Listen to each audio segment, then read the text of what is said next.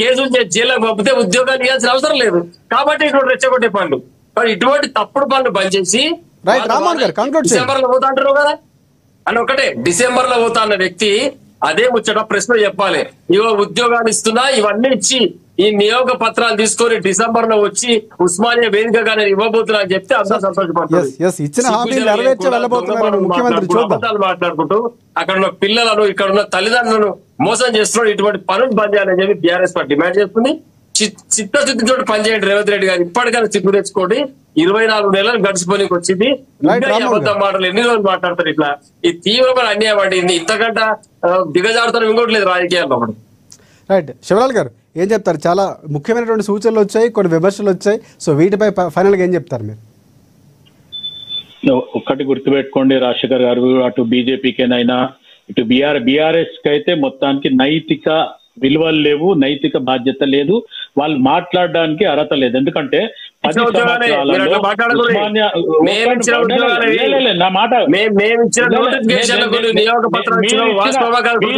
ఉద్యోగాలల్లా ఆడ కొర్వీలుండే, కోర్టు కేసులుండే, అవన్నిటినీ కూడా మీరు చెయ్యలేని పరిస్థితులు ఆపి పెడితేనే ఈ రోజు రామ్మోహన్ రావు గారు అన్నట్టు ఒకవేళ మళ్ళీ బై ఎలక్షన్ మళ్ళీ ఎలక్షన్ అయినాక మళ్ళీ గెలిచి ఇస్తా అనుకుని ఆపినా అది మీ తప్పిదమే తప్ప ఈ రోజు డబుల్ బెడ్రూమ్ కూడా అట్లానే చేసింది. ఒక్క నిమిషం రామ్మోహన్ భాయ్, నేను ఏమన్నా విమర్శిస్తే అయితే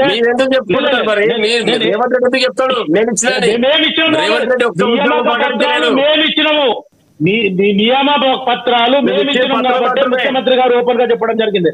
లేదు అది ఏమైనా ఉండని, అపాయింట్మెంట్ ఎవరు ఇచ్చినట్టు? అది మీరు మొత్తం పని చేసినా ఏనుగు మొత్తం పోయిన తోకిరికితే తోక పోయిందా ఏనుగు పోనట్టే. ఒకటి గుర్తుపెట్టుకోండి. అయితే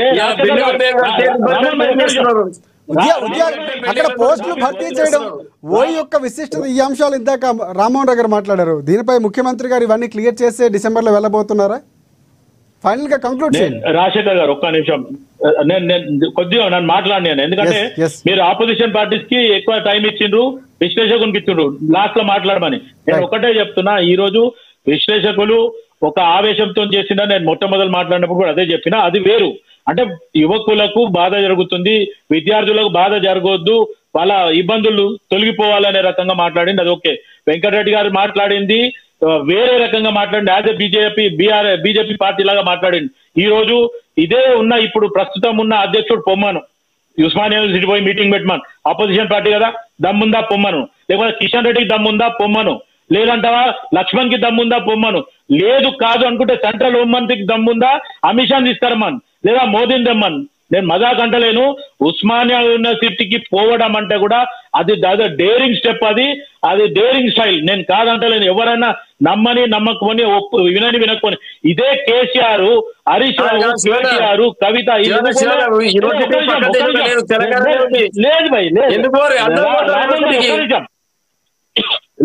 పోరు రామన్ భాయ్, నా మాట కంప్లీట్ చేయని. ఈ రోజు కేసీఆర్ గాని తెలంగాణ తెచ్చినోడు, తెలంగాణ పూర్వంలో ముందున్నోడు, గెలిచిన తర్వాత 10 సంవత్సరాలు పోయిండా? ఆ దమ్ము లేదు, పోలేకపోయి. పోతే ఇంతకుముందు నాగం జనార్దన్ రెడ్డి గారు నేను చెప్పిన కదా, కారు ఉల్టా రేపెట్లేదో అట్లా భయపడే ఈ రోజు మొత్తానికి ఉస్మానియా యూనివర్సిటీలకి కాలు పెట్టడానికి ఆలోచించింది కేసీఆర్ అండ్ కుటుంబం, బీఆర్ఎస్ పార్టీ. ఈ రోజు హరీష్ రావు పోయిందా, కేటీఆర్ పోయిందా, కవిత పోయిందా, ఇంకెవరైనా బీఆర్ఎస్ నాయకులు పోయిందా చెప్పండి నాకు. ఒక్కళ్ళు కూడా పోనీక సాహసం చేయలేదు. ఈ రోజు ముఖ్యమంత్రి రేవంత్ రెడ్డి గారు ఇనాగ్రేషన్ పరంగా పోయిందా, ఏ రకంగా పోయిందా? ఈ రోజు ఉస్మానియా యూనివర్సిటీలో ఎవరైతే టీచింగ్ ప్రొఫెసర్స్ కానీ, నాన్ టీచింగ్ ప్రొఫెసర్స్ కానీ, మొత్తానికి వైస్ ఛాన్సలర్ కానీ, ఇటు ప్రిన్సిపల్ కానీ, కాసిం గారు కూడా ఏదో ఒక మీడియాలో మాట్లాడుతూ నేను విన్నా. ఖచ్చితంగా ముఖ్యమంత్రిలో ఒక మార్పు వచ్చి ఆ మార్పు పరంగానే రావడం జరిగింది. ఖచ్చితంగా ఆయన మంచి పని చేస్తే సంతోషిద్దాం. రేపు డిసెంబర్ లో సోనియా గాంధీ గారు బర్త్డే 9/9/2009 అని కూడా గుర్తు చేయడం జరిగింది ముఖ్యమంత్రి గారు.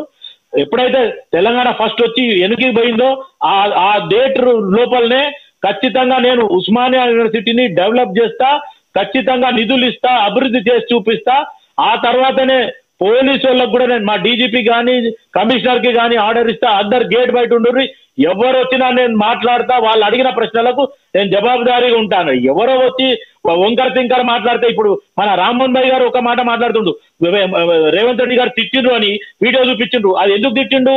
ఇదే కేటీఆర్ మనుషులు మొత్తానికి పొయ్యి ఏడబడతారా పైసలు ఇచ్చి, మన ఏదైతే హైడ్రా పెట్టినప్పుడు కూడా ఓల్డ్ సిటీకి పోయి ఆ మధ్యన పోయి 2,000 రూపాయలు ఒక్కొక్కరికి ఇచ్చి మాట్లాడిన వాళ్ళని అట్లనే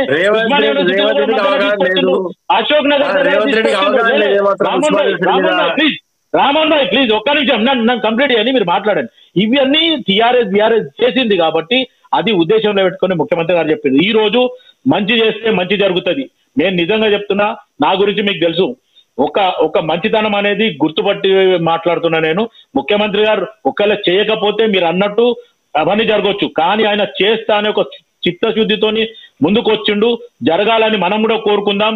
ఆ రెండోది, మీరు ఆపోజిషన్ పార్టీగా కూడా ఆశించండి, మంచి చేయమని చెప్పి ముఖ్యమంత్రి గారు చెప్పండి, కానీ ప్రతి చిన్నదాన్ని భూతద్దంలో పెట్టి వ్యతిరేకించడం మటుకు ఇది మంచి స్వభావం కాదు. ఖచ్చితంగా గతంలో 10 సంవత్సరాలు ఇదే రామ్మోహన్ భాయ్ బీఆర్ఎస్ కి టీఆర్ఎస్ కి సపోర్ట్ చేసి పార్టీకి ఉన్నావు, ఈ రోజు నీకేం చేయలే, మాకు కూడా మా పార్టీలో ఇప్పటిదాకా చేయలే, మేము కూడా ఆశిస్తున్నాం ఖచ్చితంగా మాకు రావాలి అనేది. మీలాంటి ఇప్పుడు రామ్మోహన్ రావు గారు కానీ, అనలిస్ట్ రామ్మోహన్ రావు గారు కానీ, బీఆర్ఎస్ రామ్మోహన్ భాయ్ కానీ, వెంకటరెడ్డి గారు కానీ, ప్రతిసారి మనం అనుకున్న దగ్గర ఏ ఛానల్ అయినా ఎవరైనా ఆపోజిషన్ పార్టీలు ఈరోజు మంచిని కోరుకుంటుండ్రు, నేను కాదంటలేను, కానీ అది ఎప్పుడు వస్తుంది, ఏ రకంగా వస్తుంది, ప్రభుత్వం ఏ రకంగా గుర్తు చేస్తుంది అనేది పక్కన పెడితే, మనం ప్రజలకు మంచి, మన ప్రభుత్వం పరంగా ఇప్పుడు నేను కాంగ్రెస్ పార్టీలు ఉన్నా, మనకు జరగలేదు, కనీసం ప్రజలకన్నా మంచి జరగాలి, విద్యార్థులకు మంచి జరగాలి. ఉస్మానియా యూనివర్సిటీ 100 సంవత్సరాలు కంప్లీట్ అయింది, ఆ మొత్తం శిథిలావస్థకి ఎక్కడెక్కడ జరిగిందో అదంతా రిపేర్ జరగని, ఇప్పుడు అక్కడ ఉన్న ఛాన్సలర్ కానీ లేకపోతే కాసిం ప్రిన్సిపల్ గారు కానీ మిగతా కమిటీ కానీ ఒక కమిటీ వేసి ఖచ్చితంగా ఏమేమి పనులు కావాలా అనేది వాళ్ళు ఖచ్చితంగా ఇయ్యని. మీరు 10 కోట్లు 20 కోట్లు అడిగితే నేను 100 కోట్లు ఇస్తా, 1000 కోట్లు ఇస్తా ముఖ్యమంత్రి గారు స్వయాన చెప్పడం అది నిజంగా హర్షణీయమే. రేపు అక్కడ ఉన్నోళ్ళు కూడా ఏమేం కావాలనేది ఒక ప్రాజెక్ట్ రిపోర్ట్ చేసి ఖచ్చితంగా ఇయ్యని రోజు మీరు కానీ అనలిస్ట్ గారు కానీ లేకపోతే ఆపోజిషన్ పార్టీ బీజేపీ కానీ విమర్శించండి. కానీ ఈ రోజు ముఖ్యమంత్రి గారు ఆల్రెడీ ఇది ఆగస్ట్ అయిపోతుంది, సెప్టెంబర్ అక్టోబర్ నవంబర్ 3 నెలలు 90 డేస్ టైం అనుకుందాం. ఈ 90 డేస్ అంటే ఆల్రెడీ డిసెంబర్ 9th లోపల ఖచ్చితంగా నేను ఆర్ట్స్ కాలేజ్ దగ్గర ఓపెన్ గా నేను మీటింగ్ పెడతా, నేను వస్తా, మీరు పిలవండి, పోలీసులను కూడా దూరం పెడతా, ఏది ఉన్నా చూసుకుందాం అనే రకంగా ధైర్యంగా మాట్లాడిండు. ఆర్ వేరే రకంగా పాలిటిక్స్ అన్నప్పుడు ఇప్పుడు గత ప్రభుత్వం చేసింది కూడా మాట్లాడాల్సి వస్తుంది, మాట్లాడిండు. ఉస్మానియా యూనివర్సిటీలో ఎవరెవరు మంచి ఉన్నోళ్ళని